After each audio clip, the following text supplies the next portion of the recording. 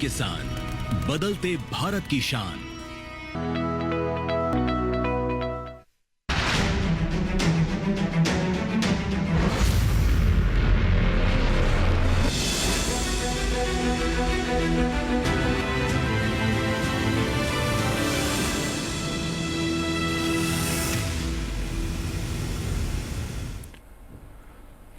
नमस्कार, आप सभी देख रहे हैं दूरदर्शन किसान और स्वागत है कार्यक्रम हेलो किसान में। मैं हूं आपके साथ पुलकित शुक्ला। हेलो किसान एक ऐसा कार्यक्रम जिसके माध्यम से हम आप तक कृषि जगत से जुड़ी हुई महत्वपूर्ण जानकारियां आप तक पहुंचाते हैं। आपकी जो कृषि जगत से जुड़ी हुई समस्याएं हैं उसका समाधान इस कार्यक्रम के माध्यम से हम करते हैं और आपकी भूमिका इस कार्यक्रम में बहुत महत्वपूर्ण होती है क्योंकि आप सीधा इस कार्यक्रम से जुड़ते हैं और अपने सवाल पूछते हैं।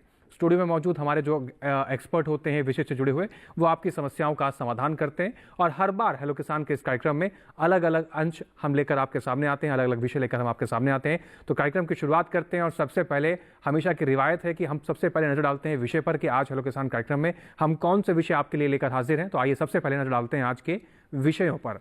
हेलो किसान कार्यक्रम में आज बात करेंगे रबी फसलों में संतुलित उर्वरकों का प्रयोग किस प्रकार से होना चाहिए, कितना महत्वपूर्ण है और क्या फर्क पड़ता है इन तमाम चीज़ों का प्रयोग करने से फसलों पर। हम मिलते हैं उन शख्सों से जो इस कार्यक्रम की आन बान शान करेंगे आपकी समस्या का समाधान। सबसे पहले स्वागत करते हैं डॉक्टर उपेंद्र सिंह तेवतिया जी का। सर, आपका बहुत स्वागत है। आप मुख्य प्रबंधक इंडियन पोटाश नई दिल्ली से हैं। साथ ही साथ आज हमारे साथ दूसरे मेहमान, बहुत बहुत धन्यवाद जी। कार्यक्रम में आगे बढ़ते हैं। सबसे पहले रुख करते हैं डॉक्टर उपेंद्र जी का। डॉक्टर उपेंद्र जी, अगर आज हम बात करें रबी फसलों में संतुलित उर्वरकों का प्रयोग, सबसे पहले तो आपसे हम समझना चाहेंगे कि संतुलित उर्वरक होते क्या हैं, कैसे किसान भाई इसकी परिभाषा को समझें, किस तरीके से संतुलित उर्वरकों का प्रयोग होना चाहिए। हाँ, देखिए पुलकित जी, संतुलित उर्वरक उपयोग उसको कहते हैं जो हमारी फसल है उसकी आवश्यकता अनुसार जितने भी 17 पोषक तत्व हैं उनकी उतनी मात्रा हम फसल को दें जितनी उसको ज़रूरत है। उसमें हम सॉइल फर्टिलिटी का भी ध्यान रखते हैं कि हमारी मृदा में कितनी पोषक तत्वों को देने की क्षमता है और कितने पोषक तत्व हम बाहर से डालें जिससे कि उस फसल की आपूर्ति हम कर सकें संतुलित में।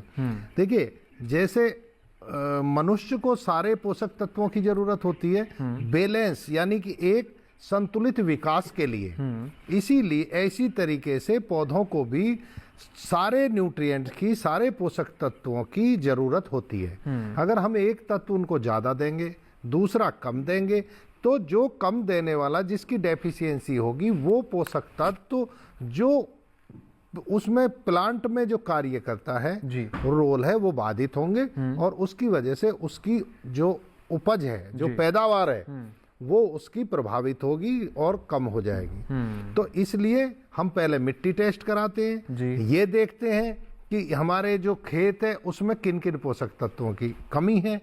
और देखिए, और आज क्या है, मिट्टी टेस्ट कराना क्यों जरूरी है।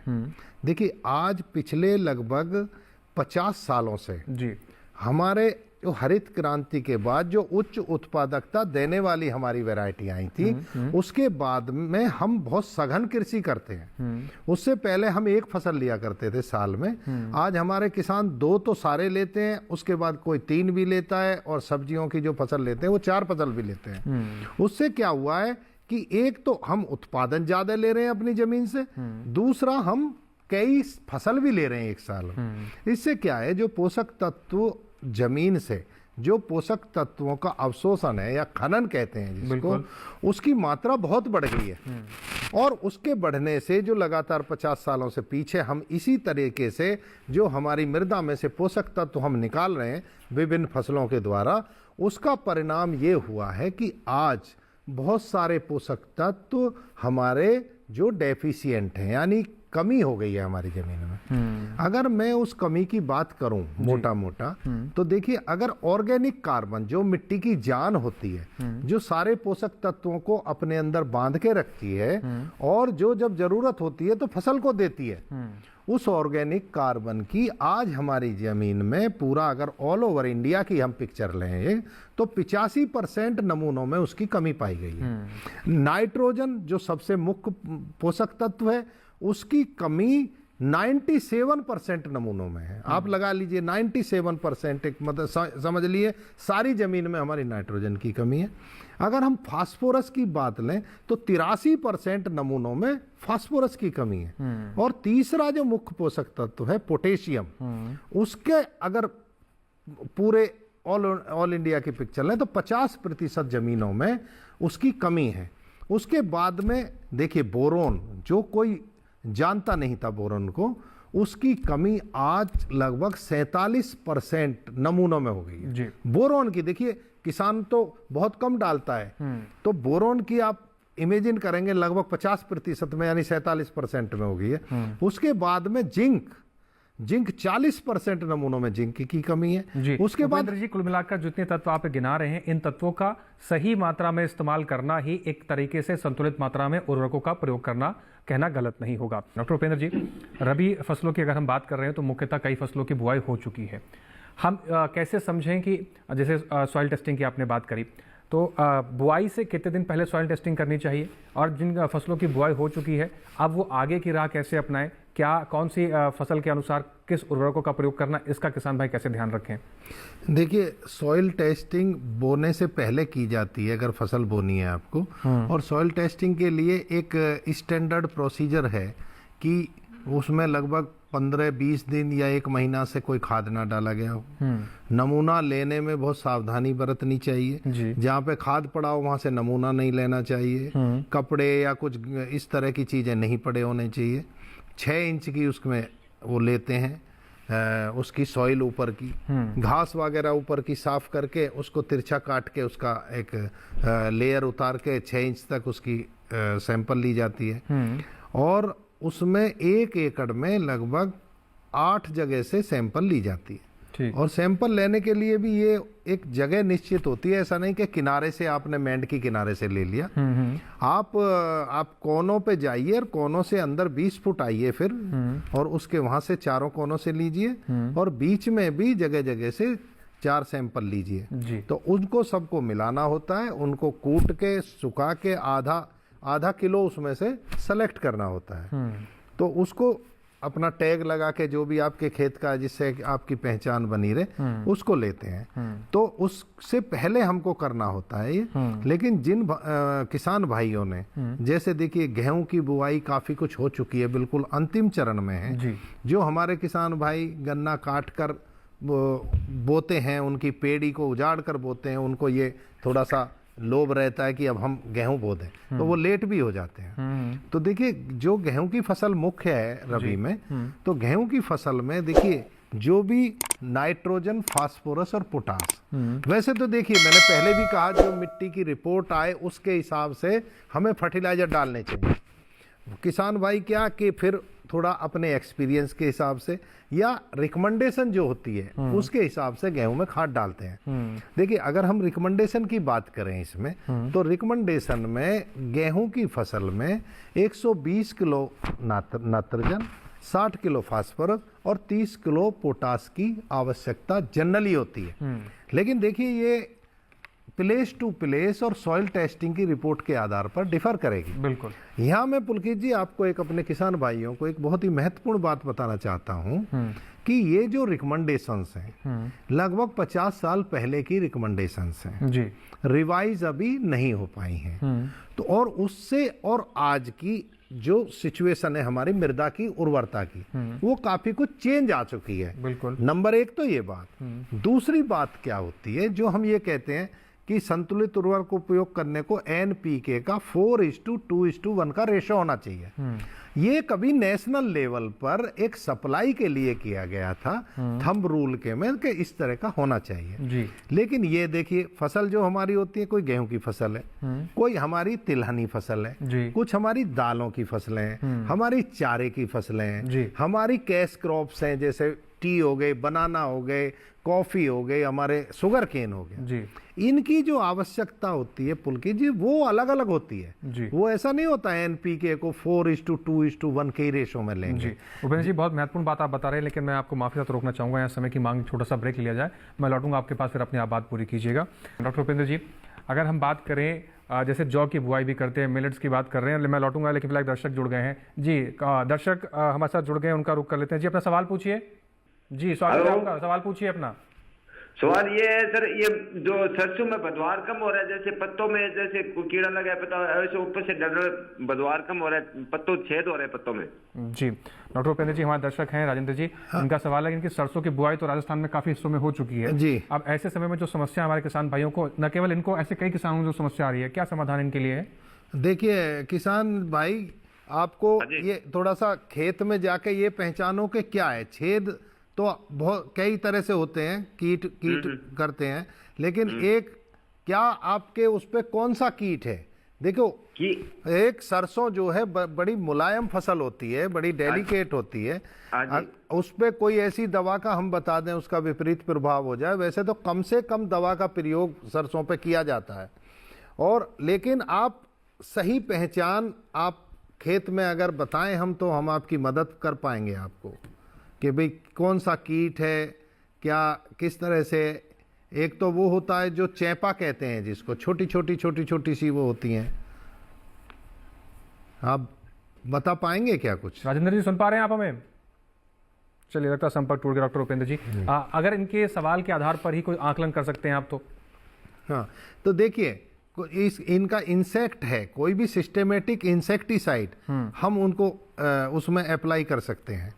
तो जो भी हो 2 ml पर लीटर के हिसाब से हमको उसको स्प्रे करना चाहिए। लेकिन एक बात बहुत ध्यान रखने की है, अगर सरसों पर फूल आ रहा हो तो हमें स्प्रे कदापि बिल्कुल भी नहीं करना है। ये सावधानी हमें रखनी पड़ेगी जी। चलिए, एक दर्शक और है, उनका रुख कर लेते हैं। नंदस्वरूप मिश्रा जी हैं, बाराबंकी, उत्तर प्रदेश से। नंदस्वरूप जी अपना सवाल पूछिए, स्वागत है आपका हेलो किसान कार्यक्रम में।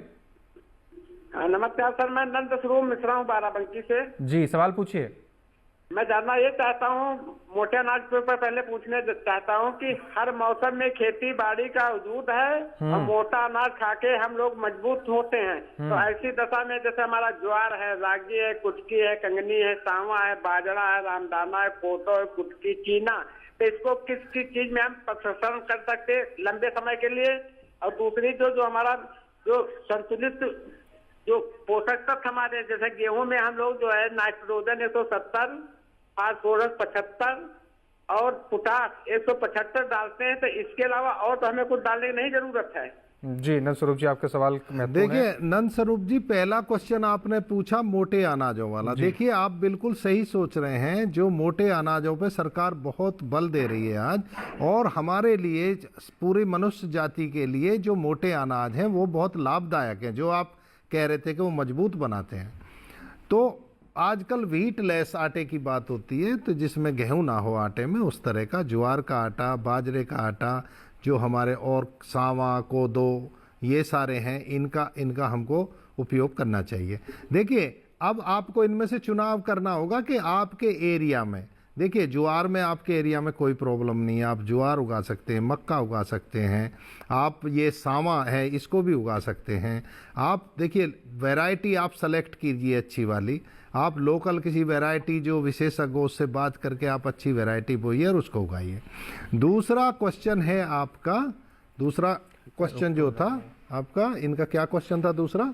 जो दूसरा सवाल था इनका गेहूं की फसल को लेकर था कि गेहूं में हम पोटेशियम और इस तरह के जो तमाम उर्वरक हैं उसका उपयोग करते हैं, क्या इसके अलावा भी ऐसे कोई उर्वरक हैं जो संतुलित मात्रा में उपयोग कर सकते हैं गेहूं की फसल में? हाँ, मैं किसान भाई को पहले भी मैं ये बात बता रहा था कि पहले हम लोग क्या है कि नाइट्रोजन, फास्फोरस, पोटास इसी पे ध्यान देते हैं। अब लेकिन जो सूक्ष्म पोषक तत्व हैं जो मैंने आपको बताया, वो बता रहा था मैं डेफिशिएंसी, उस समय आपकी रिपोर्ट आ गई थी, तो उस समय देखिए माइक्रो न्यूट्रिएंट का भी जो मैं कह रहा, बोरोन आज 47% नमूनों में, जिंक 40 में, आपका जो आयरन है, जो लोहा कहते हैं, उस पर किसान बहुत कम डालते हैं, कुछ लोग तो जानते भी नहीं है, वो 37% है। सल्फर 36% है, मैग्नीज 16% है, और कॉपर तांबा भी 6% जमीनों में हमारे में जो है वो डेफिशिएंट है। और जो पोटेशियम है, देखिए पोटेशियम पहले पंजाब हरियाणा में हमारी जो मृदा थी उनमें डेफिशिएंट नहीं था, तो पंजाब एग्रीकल्चर यूनिवर्सिटी भी उसकी रिकमेंडेशन नहीं करती थी। लेकिन आज जो soil health card second cycle के जो रिजल्ट आए हैं वो चौंकाने वाले हैं। आज जो पोटेशियम की 50% तो ओवरऑल इंडिया में डेफिशिएंसी है। लेकिन अगर हम पंजाब हरियाणा में देखें तो इनमें 70% नमूनों में डेफिशिएंसी पाई गई है। और पुलकित जी, आप ये जान के आपको आश्चर्य होगा कि उत्तर प्रदेश और बिहार जैसे राज्यों में इनकी 95% पोटेशियम की डेफिशिएंसी पाई गई है। इसके अलावा 8 स्टेट में 70% से ज्यादा डेफिशिएंसी है। आप वेस्ट बंगाल, उड़ीसा, बिहार, झारखंड, उत्तर प्रदेश, पंजाब हरियाणा मैंने बताया, केरल, इन सारे स्टेट में 70% से ज्यादा, जिसमें कि यूपी में तो 95%। चिंताजनक विषय है, चिंताजनक विषय है। मैं आपके पास लौटूंगा। एक दर्शक हैं फोन लाइन से जुड़ गए हैं, एक बार उनका सवाल ले लेते हैं, फिर लौटते हैं आपके पास। राजपाल हैं अलीपुर उत्तर प्रदेश से। राजपाल जी, स्वागत है आपका, अपना सवाल पूछिए। राजपाल जी, सुन पा रहे हैं आप हमें? जी सर, मैं सुन पा रहा हूं। सवाल पूछिए अपना।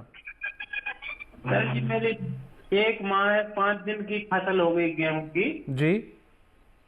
उसमें सर मैंने एक पानी भी लगा दिया लगभग 5 दिन पहले, उसमें यूरिया का छिड़काव भी कर दिया जी। उसमें एक धनजाम गोल्ड का पैकेट ना आता 8 kg का, जी जी। तो सर वो भी डाल दिया, फिर भी गेहूं में पीलापन आ रहा। जी, डॉक्टर उपेंद्र सिंह की शिकायत है कि 1 माह 5 दिन की इनकी फसल हो चुकी है। राजपाल जी, 5 दिन में कोई भी गेहूं में पानी नहीं लगाते, आपने गलत काम कर दिया। 1 माह 5 दिन हो गया डॉक्टर साहब। अच्छा, 1 माह 5 दिन जी। हाँ, 1 माह 5 दिन तो काफी दिन हो गए। तो आपको 25 दिन में हम रिकमेंड करते हैं कि 25 दिन में लगभग पानी लगाना चाहिए। लेकिन अगर पीलापन आ रहा है आपके खेत में आपने, तो आप उसमें जब पैर टेक हो जाए पानी लगाने पे, आपका पैर टिकने लगे, आप फिर उसमें थोड़ा सा नाइट्रोजन का आप शुरू में 5 किलो प्रति बीघा के हिसाब से, यानी कि आप 25 किलो प्रति एकड़ के हिसाब से आप उसमें यूरिया डालें। इससे ज़्यादा ना डालें, अभी छोटा पौधा है तो उसमें आपको जो पीलापन आ रहा है वो दूर हो जाएगा। लेकिन पैर टेक पे डालें जब आपका पैर टिकने लगे। उसमें हम चर्चा कर रहे हैं और इसमें कई बात चर्चाओं में एक चीज़ निकल कर आई, डेफिशिएंसी। कई सारे ऐसे पोषक तत्व हैं जिसकी डेफिशिएंसी की वजह से हमारे किसान भाइयों की अच्छी फसल नहीं मिलती। देश के तमाम राज्यों का नाम भी आपने गिनाया। क्या डेफिशिएंसी की वजह क्या है, सबसे पहले तो उसको समझना बहुत जरूरी है। और क्या सिर्फ उर्वरकों के प्रयोग से ही डेफिशिएंसी हो रही है, और इसका समाधान क्या उर्वरकों का प्रयोग करके किया जा सकता है? क्या कोई प्राकृतिक तरीके हैं जिसकी वजह से और इसको बेहतर किया जा सकता है? पुलकित जी, आपने बहुत अच्छा सवाल किया है। देखिए, मैंने आपको जब बताया हरित क्रांति के बाद में जब हमने जमीन से फसलें ज्यादा लेनी शुरू करी और दूसरा उनका उत्पादन भी बढ़ा जी। देखिए, पहले जब 1950 के दशक में 50 मिलियन टन हमारा खाद्यान्न उत्पादन था, आज वो 332 मिलियन टन हो गया है, 6.5 गुना से ज्यादा हो गया है। तो वो जो उत्पादन बढ़ा वो 2 तरीके से बढ़ा जी। एक तो उनकी हाई यील्डिंग वैरायटी आई, उनका उत्पादन प्रति एकड़ में बढ़ा, प्रति यूनिट एरिया में। दूसरा, हमने 1 साल में ज्यादा फसल लेनी शुरू करी। उसका असर ये हुआ कि उसमें से जो जमीन में, देखिए 17 पोषक तत्व, आवश्यक पोषक तत्व बताए गए हैं। प्लांट तो उन पोषक तत्व को लेगा ही लेगा, अदरवाइज उसकी लाइफ साइकिल पूरी नहीं हो पाएगी। आवश्यक पोषक तत्वों की परिभाषा ये है, वो 3 क्राइटेरिया पूरे करते हैं जी। नंबर 1 कि वो लाइफ साइकिल उस न्यूट्रिएंट के बगैर पूरी नहीं हो सकती उसकी प्लांट की। और दूसरा कि प्लांट में जो न्यूट्रिएंट एक है, मानो जिंक है, तो वो जिंक डालने से ही उसकी आपूर्ति होगी। अगर किसान भाई सोचें कि मेरा कमजोर पौधा है और उसमें यूरिया ज्यादा लगा दें, यूरिया से जिंक की कमी पूरी नहीं हो सकती। मतलब एक तत्व दूसरे तत्व को रिप्लेस नहीं कर सकता। दूसरा ये क्राइटेरिया आवश्यक है जी। तीसरा क्राइटेरिया ये है कि जो पौधों में मेटाबॉलिज्म की प्रक्रियाएं होती हैं उसमें वो न्यूट्रिएंट एक्टिव पार्टिसिपेट करता है। ये 3 क्राइटेरिया है। तो इनके बगैर, किसी के भी बगैर पौधा जो है अपनी लाइफ साइकिल पूरी नहीं कर सकता। वो बहुत कमजोर, स्टंटेड होकर ग्रोथ नहीं होगी। तो अब जमीन की हमारी क्षमता को देखना है कि जमीन में कितनी क्षमता बची है जो बिना डाले वो हमारे पौधों को देती रहे। तो वो मैंने जैसे बताया पिछले 50 सालों में वो कम होते जा रहे हैं। जिस तरह से आप बैंक में अगर पैसा नहीं डालेंगे, उसमें से सिर्फ निकालते रहेंगे, तो एक दिन वो खाली हो जाएगा।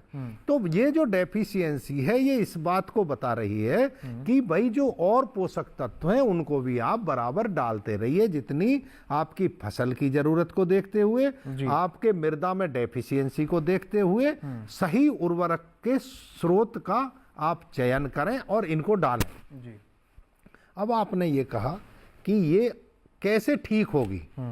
देखिए, ठीक होने के लिए हम जो है उर्वरक के इस्तेमाल करने के लिए हम 4 R का इस्तेमाल करते हैं जी। Right source of fertilizer, right dose of fertilizer, यानी सही उर्वरक का चुनाव, सही मात्रा का निर्धारण, कितने मात्रा में डालें जी। तीसरा है सही विधि का चुनाव, राइट मेथड ऑफ एप्लीकेशन, और चौथा है राइट टाइम ऑफ एप्लीकेशन। बहुत महत्वपूर्ण बात। इनमें अगर देखिए, पहला हमने सोर्स बढ़िया कर लिया, अगर उसकी डोज हमने उल्टी सीधी डाल दी तो भी हमारा फायदा। डोज भी कर ली, सोर्स भी कर ली, अगर हमने मेथड एप्लीकेशन की गलत कर दी तो भी नुकसान है। तो बिल्कुल। नुकसान है। बहुत महत्वपूर्ण बात करी आपने। मैं लौटूंगा आपके पास उपेंद्र जी, लेकिन एक दर्शक है उनका रुख कर लेते हैं पहले। मदन तिवारी हैं बिहार से, उनका सवाल लेते हैं। मदन जी, स्वागत है आपका, अपना सवाल पूछिए। मदन जी, आप हमें सुन पा रहे हैं? अपना सवाल पूछिए। हाँ, ये जानना चाहते थे सरसों की फसल पीली पड़ जा रही है क्यों? जी, सरसों की फसल इनकी पीली पड़ जा रही है। कितने दिन हो गए आपकी फसल को लगाए हुए? 1 महीना हो गया, 1 महीना। जी, 1 महीना। उसके नीचे के पत्ते पीले हैं या ऊपर के पत्ते पीले हैं, ये पूछना चाहूंगा। नहीं, नीचे से ऊपर सब पीले पड़ गए हैं। अच्छा, नीचे से ऊपर तक सब पीले हैं जी। कोई आपने देखा कोई रोग या कीट तो नहीं दिखाई दिया आपको उसमें? नहीं, कीट तो कोई नहीं दिखाई दे रहा है, बथुआ की फसल ज्यादा हो गई है उसमें।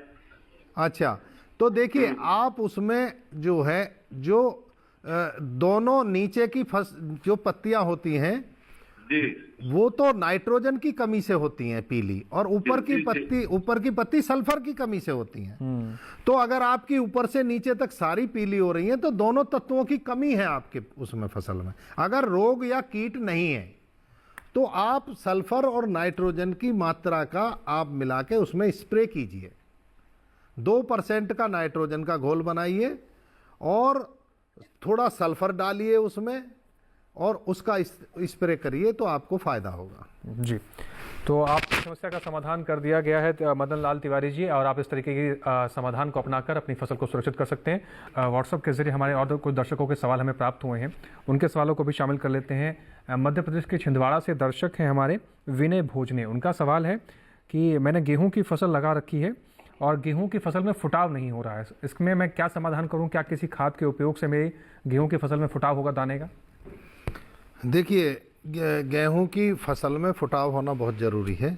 इसके लिए देखिए, इसके लिए उचित तो ये रहता जब उन्होंने बुआई की थी उस समय वो उसमें ऑर्गेनिक मैन्योर डालते हैं जी, क्योंकि देखिए प्याज के लिए उसमें सारे पोषक तत्वों का होना बहुत जरूरी है। तो बेस्ट तो ये था कि वो मृदा परीक्षण करते, उसके हिसाब से उसमें बैलेंस न्यूट्रिशन डालते। लेकिन अब अगर क्यों उन्होंने बो दिया है, अब नहीं हो रहा है, तो उसमें आप माइक्रो न्यूट्रिएंट का मिक्सचर, क्योंकि देखिए किसान भाई माइक्रो न्यूट्रिएंट पे ध्यान नहीं देते। मुझे ये भी नहीं उन्होंने बताया कि बोते समय उन्हें NPK डाला है कि नहीं डाला है। तो ये सारे तत्वों का आप मिश्रण करके एक जो मैंने 4 R बताई, बिल्कुल वो अभी अधूरी रहेगी, मैं फिर बताऊंगा उसको। तो वो उनके हिसाब से वो उसमें फर्टिलाइजर डालें जी। जैसे अब मैं वो शुरू करता हूँ। राइट सोर्स मैंने बताया, राइट डोज बताई, राइट मेथड बताई और राइट टाइम बताया। तो देखिए, जो इनकी आपको ये बताएं कि अगर हम 4 R नहीं अपनाएंगे तो जो न्यूट्रिएंट यूज एफिशिएंसी है, जो हमारे न्यूट्रिएंट की कार्य क्षमता है, वो बहुत कम हो जाती है। तो हमारा वो पैसा बेकार जाता है जो हम उर्वरक में लगाते हैं। तो राइट सोर्स कैसे निर्धारण होगा? देखिए, राइट सोर्स होगा मिट्टी के टेस्ट करने से। टेस्ट जब हम करेंगे तो हमको पता चलेगा किस किस न्यूट्रिएंट को हमको उर्वरक सेलेक्ट करने हैं जो वो न्यूट्रिएंट हो। उससे किसान को फायदा होता है। क्यों फायदा होता है? कि अगर उसमें जिंक नहीं है, जिंक की कमी है, तो हम उसमें अपने सिलेबस में अपने उसमें जिंक को शामिल करेंगे। अगर नाइट्रोजन की कमी कम है तो नाइट्रोजन घटा सकते हैं, क्योंकि किसान भाई नाइट्रोजन ज्यादा डालते हैं, यूरिया ज्यादा डालते हैं। तो उससे क्या होता है कि यूरिया से पौधा बहुत मुलायम हो जाता है, वो ग्रोथ तो हो जाती है लेकिन वो संतुलित ग्रोथ नहीं होती। उसके कारण क्या होता है, जब देखिए जो मुलायम चीज होगी वो उस पर कीड़े और रोग ज्यादा अटैक करते हैं, तो उस पर रोग और अब वो तेजी से बढ़ जाएंगे, बाद में जाकर वो गिर जाएंगे, थोड़ा सा भी हवा आएगी तो। और पोटेशियम, फास्फोरस और नाइट्रोजन का बैलेंस डोज और माइक्रोन्यूट्रिएंट का डालोगे तो पौधा एकदम सख्ती के साथ खड़ा रहेगा, और जो हवा से थोड़ी बहुत हवा में वो नहीं गिरेगा, मतलब वो उसकी लॉजिंग की संभावना उतनी कम होती चली जाएंगी। अब दूसरी बात है डोज की भी, मैंने उसके हिसाब से निर्धारण हो जाएगा जो सोइल टेस्ट करेंगे और क्रॉप के हिसाब से। तीसरी जो बहुत महत्वपूर्ण विधि है वो है कि उनका तरीका क्या होना चाहिए डालने के लिए। बिल्कुल। तो देखिए वो जानना बहुत जरूरी है, क्योंकि हमारे किसान भाई यहाँ पे बहुत गलती कर जाते हैं जी। देखिए अब हम पहले 3 मुख्य पोषक तत्वों को लेते हैं, नाइट्रोजन, फास्फोरस और पोटास को। नाइट्रोजन को डालने का तरीका किस बात पर निर्भर करता है, सभी पोषक तत्व का, कि उसका व्यवहार मृदा में किस तरह से होता है। तो देखिए नाइट्रोजन जो है बहुत ही अत्यंत घुलनशील पदार्थ है जो यूरिया के द्वारा आता है, और अगर जैसे मैंने पिछले किसान को बताया कि जब पैर टेक हो जाए उसके बाद उसमें जो है टॉप ड्रेसिंग कीजिए। बिल्कुल। नाइट्रोजन की ये विशेषता है कि वो सब जगह, अगर उसे थोड़ी सी भी नमी मिल जाए वो सब जगह मूवमेंट करके बिल्कुल इक्वली सब जगह पहुंच जाता है जी। तो ये चंचल बच्चे की तरह, आप उसमें थोड़ी सी नमी हो सब जगह पहुंच जाएगा।